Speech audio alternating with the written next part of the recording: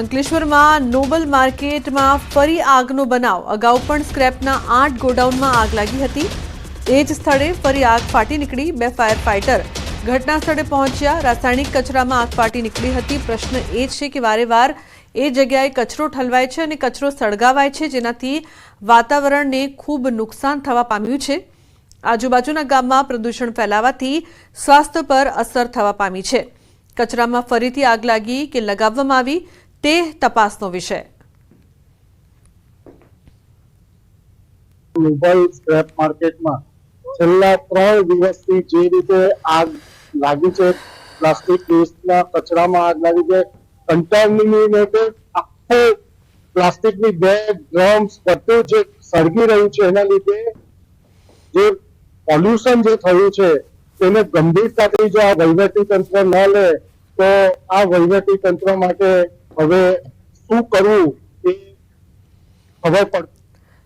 તો જે પ્રકારથી આગ લાગી હતી તે દ્રશ્યો પણ આપ જોઈ રહ્યા છો કે કઈ રીતે આગ લાગવાની આ ઘટના બની હતી. રાસાયણિક કચરામાં આગ ફાટી નીકળી હતી, પરંતુ આ આગ પર ઘણા સવાલો ઉપસ્થિત થઈ રહ્યા છે. એક તરફ આજના દ્રશ્યો અને બીજી તરફ ગઈકાલના દ્રશ્યો કે જે સમયે આગ લાગી હતી નોબલ માર્કેટમાં. અંકલેશ્વરની આ સમગ્ર ઘટના બાદ 2 ફાયર ફાઇટર ઘટના સ્થળે પહોંચીને આગ પર કાબુ મેળવવાનો પ્રયાસ પણ કરવામાં આવ્યો હતો.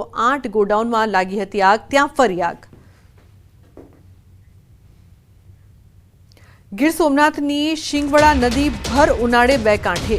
ગીરના સૌથી મોટા ગણાતા શિંગોડા ડેમમાંથી પાણી છોડવામાં આવતા નદીમાં પૂર આવ્યું. ડેમનો એક દરવાજો 2 ફૂટ ખોલવામાં આવ્યો.